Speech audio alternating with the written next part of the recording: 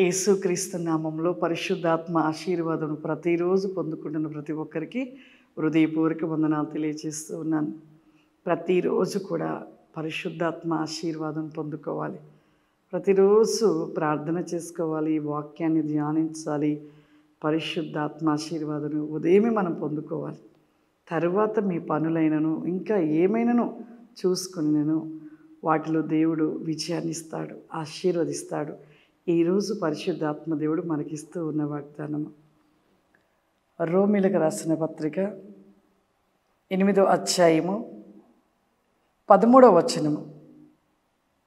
మీరు శరీరాంశంగా ప్రవర్తించిన ఎడల చావవలసిన వారై ఉందురు, కానీ ఆత్మచేత శరీర క్రియలను చంపిన ఎడల జీవించుదురు.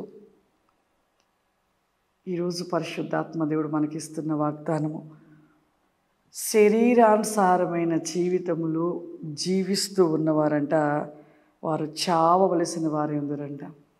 శరీర ఆశలు, ఆలోచనలు, కోరికలు ఉన్నవారు ఖచ్చితంగా ఏ రోజుకైనా చనిపోతాం. కానీ ఆత్మానుసారమైన క్రియలు కలిగి ఆత్మానుసారముగా ప్రవర్తించిన వారు చనిపోరు. మీరు అడగొచ్చు, ఏంటమ్మగారు ప్రతి మనిషి చనిపోవాలి కదా, మీరేంటి ఇలా చెప్తున్నారు? శరీరానుసారంగా ప్రవర్తించిన వాళ్ళు చనిపోతారు, ఆత్మానుసారంగా ప్రవర్తించే వాళ్ళు చనిపోరని చెప్తున్నారేంటి అని మీరు అడగొచ్చు. అవును, శరీర ఆశలు, ఆలోచనలు కలిగిన వారు చనిపోతారు. కానీ తిరిగి మరలా వారు దేవునితో లేపబడుట, దేవుడు వచ్చినప్పుడు ఆ సమయంలో శరీరానుసారమైన జీవితం కలిగిన వారు లేపబడతారా? లేపబడరు.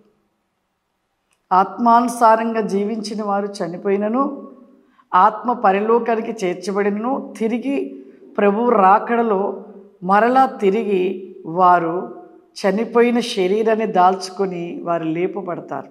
అంటే వారు చావనట్లే. ఎందుకంటే భూస్థాపము చేయబడిన శరీరము మరలా ఆత్మ తిరిగి వచ్చి ఆ శరీరం దాల్చుకొని లేపబడుతున్నారు. అంటే వారు జీవిస్తూనే ఉంటారు, వారు మరలా తిరిగి బ్రతికిన వారిగానే ఉంటారు. శరీరానుసారంగా జీవించి చనిపోయిన వాళ్ళు ప్రభు రాకడలో వారు లేపబడతారా? వారు లేపబడరు, వారు అలాగే ఉంటారు. శరీరానుసారంగా చనిపోయిన వారందరూ నరకాగ్నిలోనే ఉండిపోతారు. ఆత్మానుసారంగా జీవించి చనిపోయిన వారందరూ పరలోకంలో ఉంటారు. వారందరూ కూడా మరలా ప్రభుతో వస్తారు, ప్రభుతో కొనిపోబడతారు, శరీరంతో లేపబడి కొనిపోబడతారు.